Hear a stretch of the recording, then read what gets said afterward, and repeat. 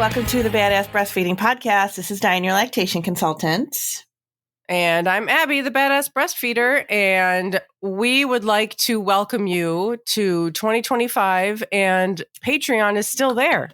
Yay, so you can join us over there in 2025. We have all of our awesome things going on, like our ad-free episodes and mini podcasts and our Zoom Hangouts once a month. And our Revolution Parenting episodes are over there, and discussions about future episodes that are coming up and getting your input on that. So check out the link at the top of the show notes wherever you're listening from and see if any of those options appeal to you. And we are still hosting our ongoing giveaway for reviews around the internet. And if you leave a review, whether it's written or stars or anything like that, somewhere around the internet, take a screenshot, send it to badassbreastfeedingpodcast@gmail.com, and we will send you a goodie bag of stickers and thank you for nursing in public cards. And I got fun new stickers. Dianne has new stickers. Yeah. She loves stickers, so I might as well get them. So fun.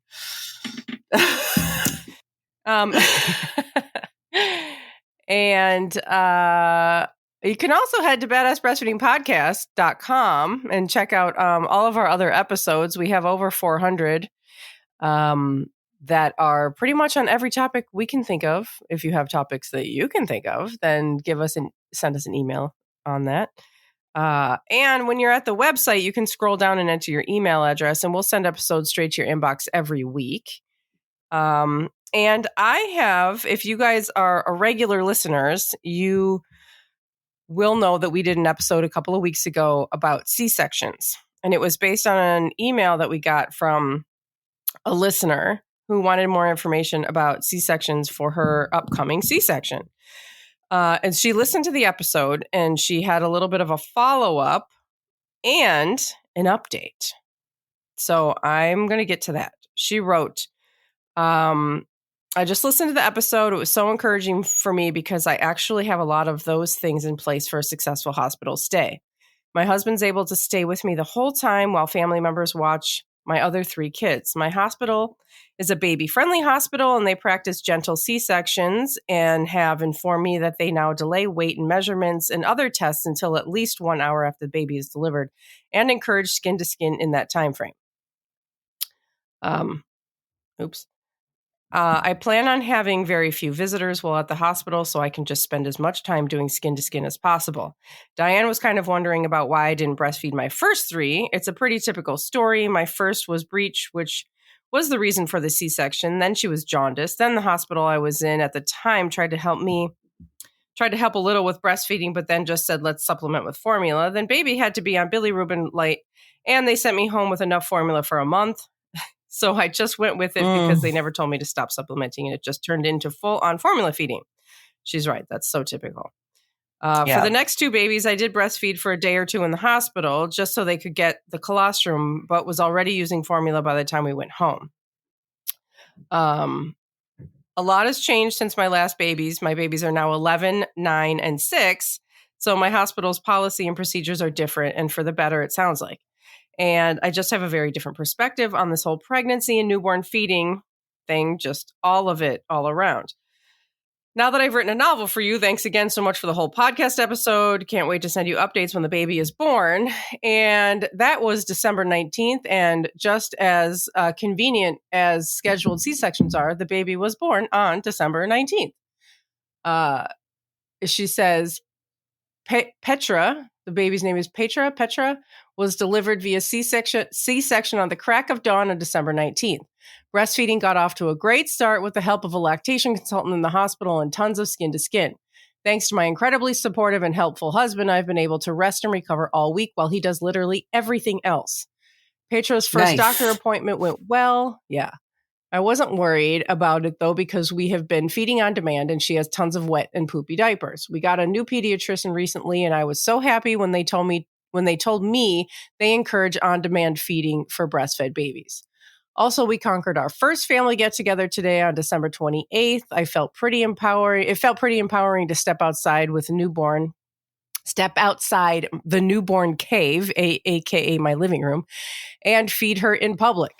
I really feel like I owe all this success for your podcast. The knowledge and confidence I've gained from it is invaluable. Enjoy some squishy baby pics and one of me feeding her at the family function. I'm going to post these on Instagram. And so you can go to the Badass Breastfeeder Instagram page and see the family that we're talking about. And yeah, I thought that was pretty cool. That's a really nice story for people who are maybe pregnant, planning a C-section, or might have a C-section in the future, to hear about somebody's experience. And their success. Yeah. I feel really good for her. Yeah. Yeah. Aww. C-sections are, people often think of them as, kind of, they can be so hard because the recovery is really hard. But, it's not always an emergency. Sometimes it is scheduled and you can plan, accordingly. So today, we're talking about growth spurts. Not like the kind of growth spurt. Well, there's only one kind of growth spurt, but we did an episode a while back on growth spurts and how that can impact your breastfeeding, and how people always kind of think, oh my gosh, I don't have enough milk, my baby's starving right now, and all this stuff. And it's really common that people feel like that when they're breastfeeding and baby's going through a growth spurt. But this article was circulating back before Christmas, November, I think it was, that it came out. This article came out. And it's about how it's called Infant Growth Spurts in the Context of Perceived Insufficient Milk Supply. I got to tell you, I'm not a fan of this. I don't know. How did you feel about it? I felt like it was,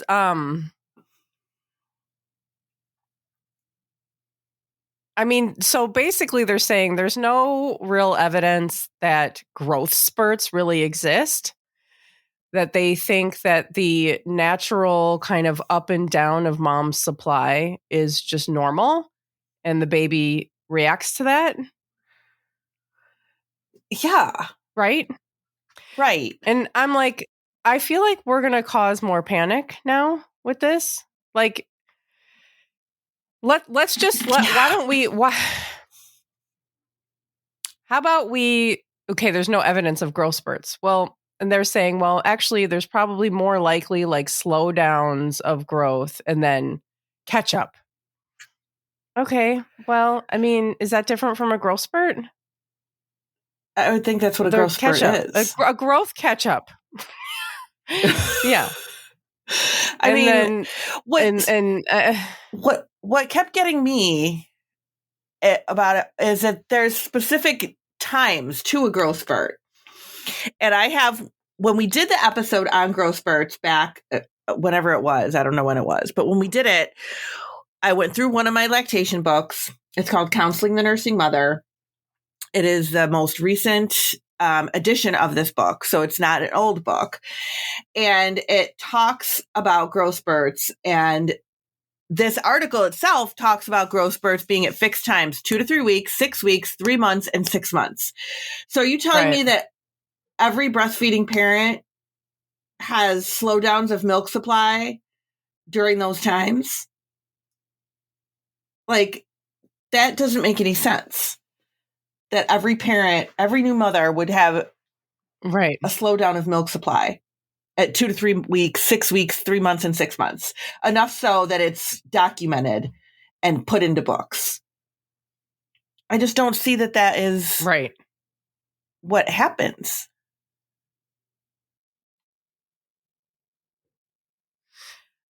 Yeah. And then I don't think. And they're kind of saying like the term growth spurt has been embraced because it's like it's a simplification of, it makes it simpler for the parent to understand, which we're not dumb. I can understand things. Right. If you're telling me that your milk supply is just naturally going to slow down around 2 or 3 weeks, 6 weeks, 3 months, and 6 months. But why? Just for a couple days. And what if, yeah. But we're also saying that like the growth that they're having a growth slowdown and a growth catch up. And is it during that catch up that they're feeding more frequently? And is that when the milk supply is supposed to be lower? Yeah, I don't know what they're getting at here. Like, it just, and I don't like how they said here, they said, however, there is no evidence that this disproportion might be due to a biological trigger as suggested by the term spurt, but rather simply to physiological variable maternal production, which is expected to be periodically and transiently reduced or frankly inadequate, even in a mother who successfully breastfeeds. Now, okay, so what they're saying there is that like your breast milk supply is not going to just be like you fill up a tank of gas and it stays at like this level, whatever. That's a bad analogy because you use up gas. But what they're saying is like you are going to just naturally vary each day or each whatever, that your breast milk's not staying exactly the same all the time. Right. Okay, sure. Human bodies don't act like that. Like, that's Right. probably true. But inadequate? Like, it's going to be an inadequate amount of milk? Sometimes. That's what they're saying. Yeah, that's what they're saying. That sometimes your milk is just going to be inadequate.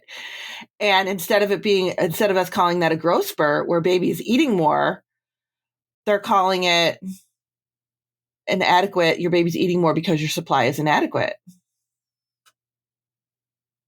I feel like this goes against everything that we try to say, which is your milk supply is never inadequate.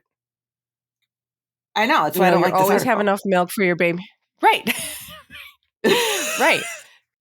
I feel like this is just, first of all, I feel like we're all saying the same thing and just saying it in different ways. Right. Right? Like we're basically saying the same thing.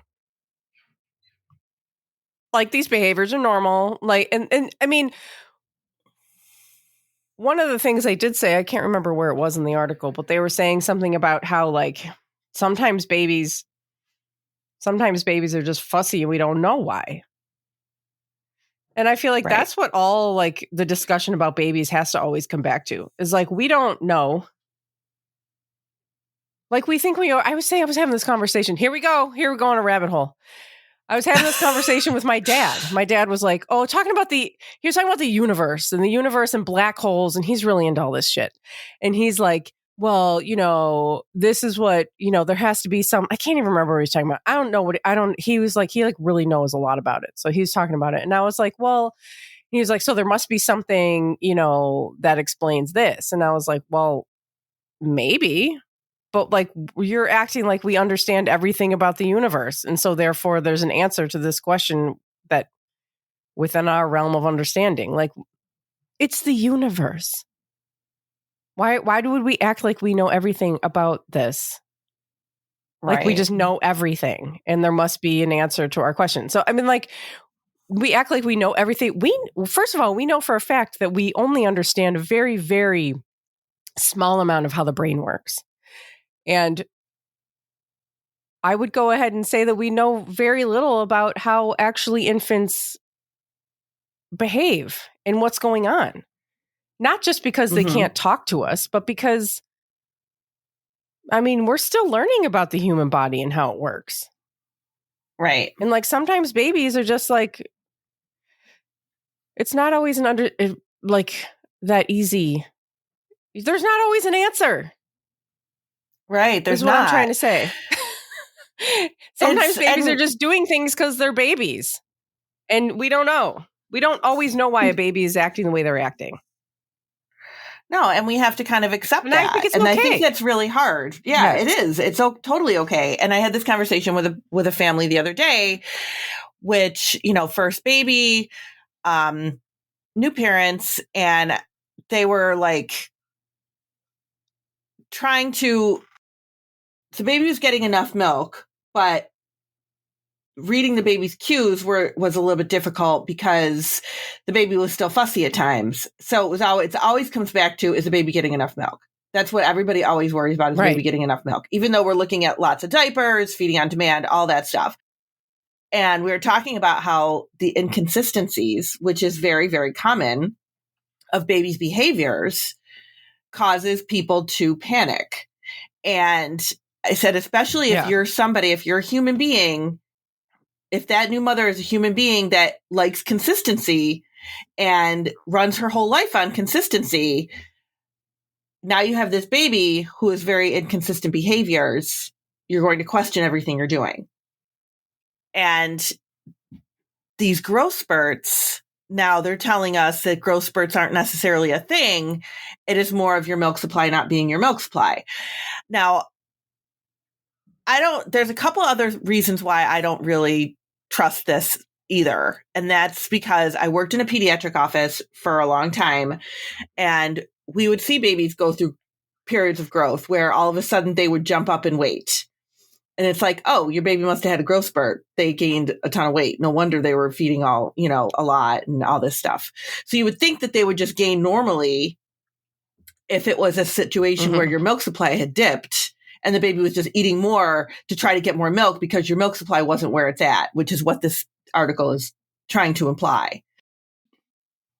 Yeah. I just don't think I buy that. The other thing that happens with a growth spurt is babies can sometimes sleep more when they have a growth spurt. So I will have parents that tell me, oh my gosh, the baby was just been really sleepy the last couple of days or whatever.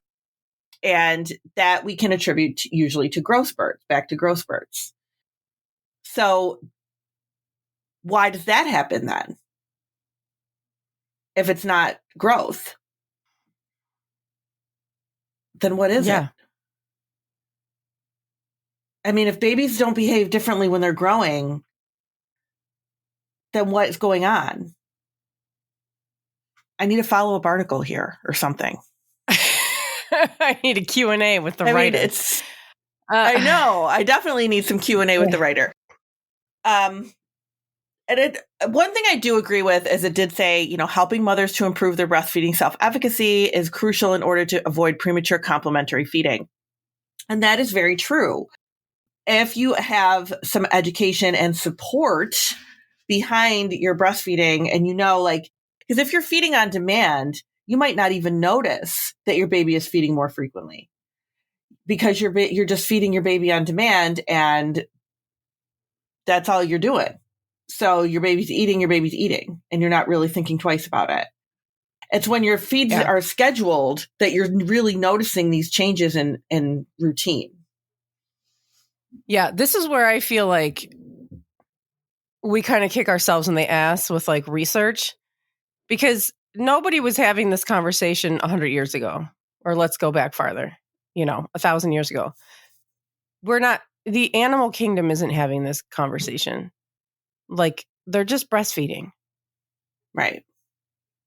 Just breastfeeding on demand. And it's I feel like this is where we just lose touch with just breastfeed on demand. This is how I feel about when we're counting. You go into MyFitnessPal, if people use that app. It's here, you're not getting enough protein, or you need to get more vitamin C. You need to get more, you need to get more protein, all these things. And it's if you read a book by a nutritionist or something, they're eat a balanced diet.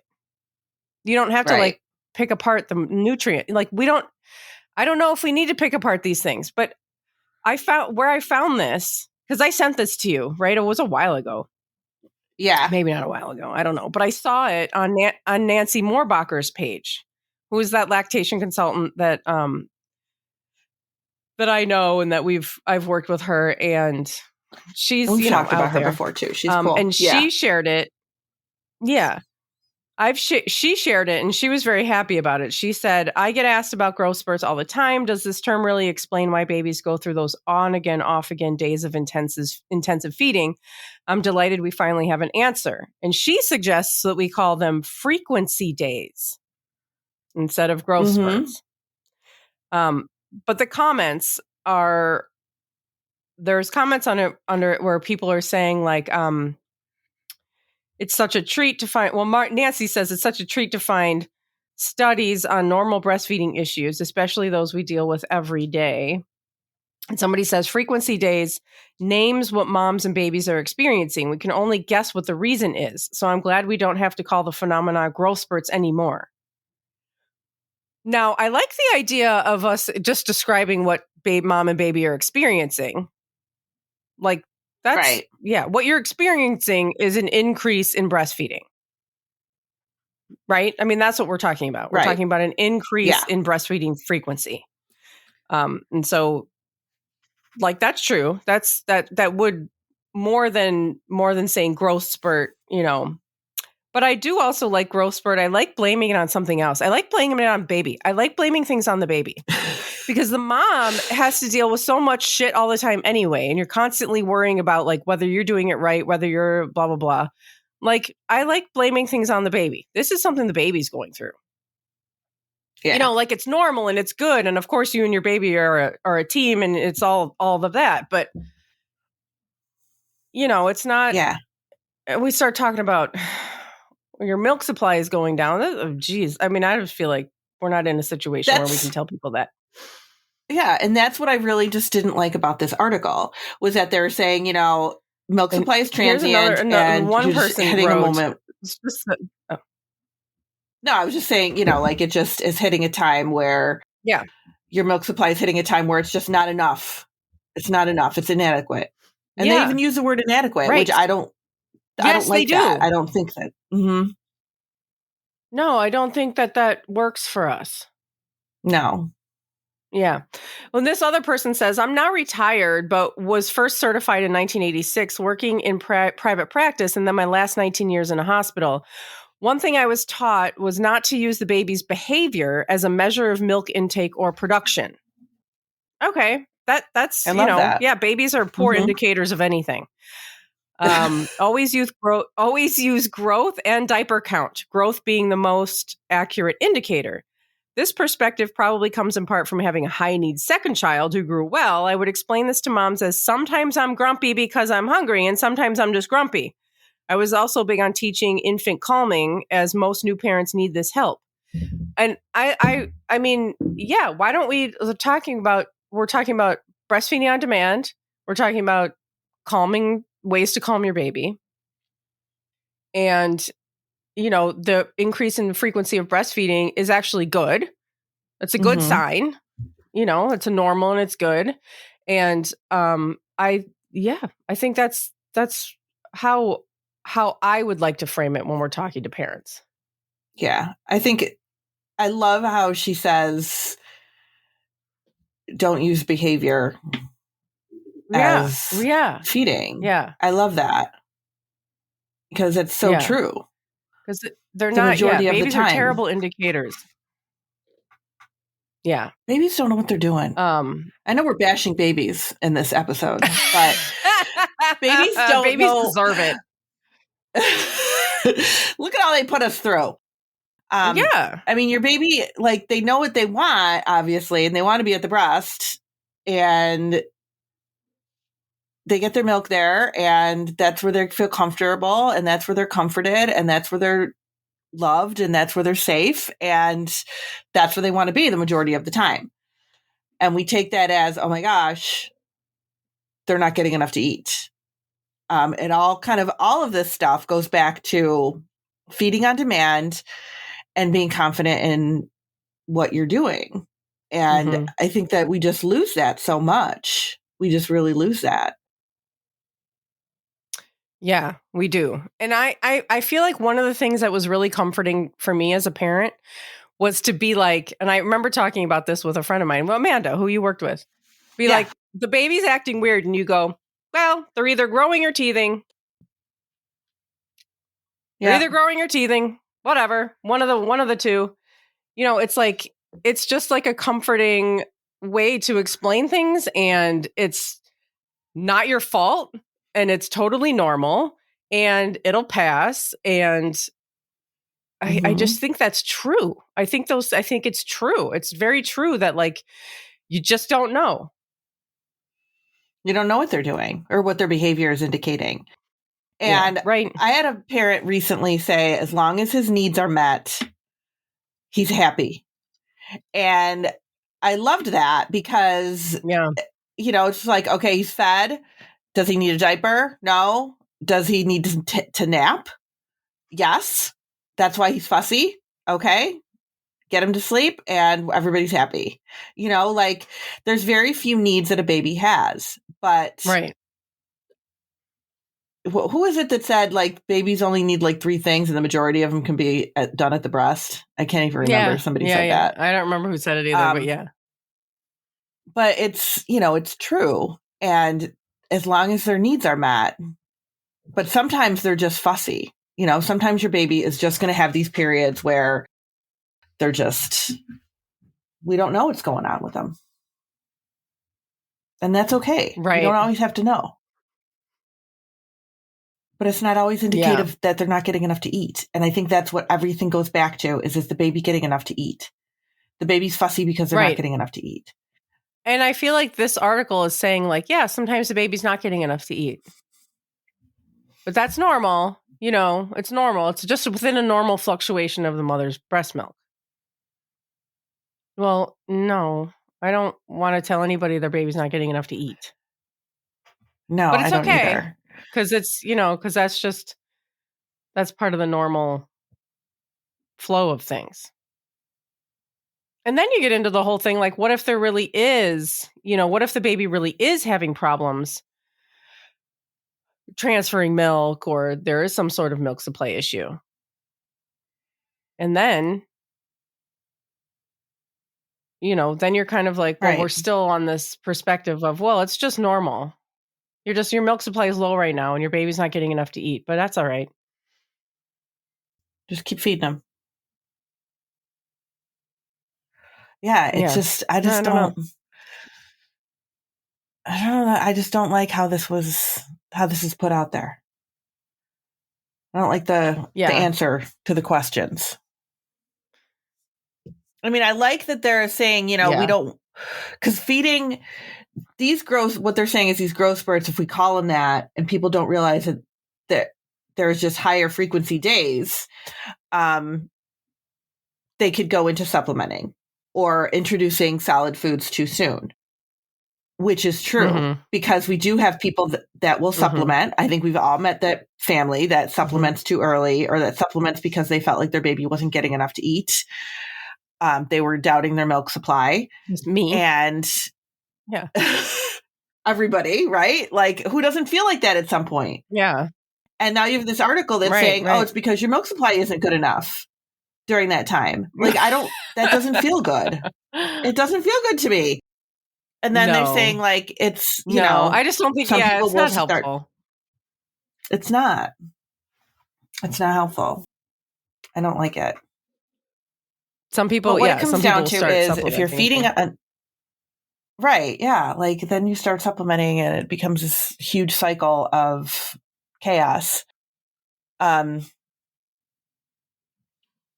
the support you need is really a big deal. And we were talking about this in the very, we're talking about support in the very beginning of this episode when we were talking about the C-sections and having support for breastfeeding. And that is really important.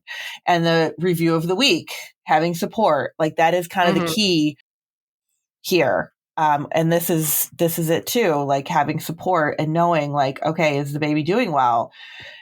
Do I need to worry about milk supply? Do we need to supplement? And usually the question is no. Kind of follow your baby's lead. And every time your baby fusses and you put them at the breast, that doesn't mean that they're starving. It just could mean that they're fussy. Right. It just, usually it does. Because they're either know what they're growing doing. or teething, whatever. They're in a black hole. They don't know what they're doing. We don't know what's happening with them. No. Yeah. Well, go ahead.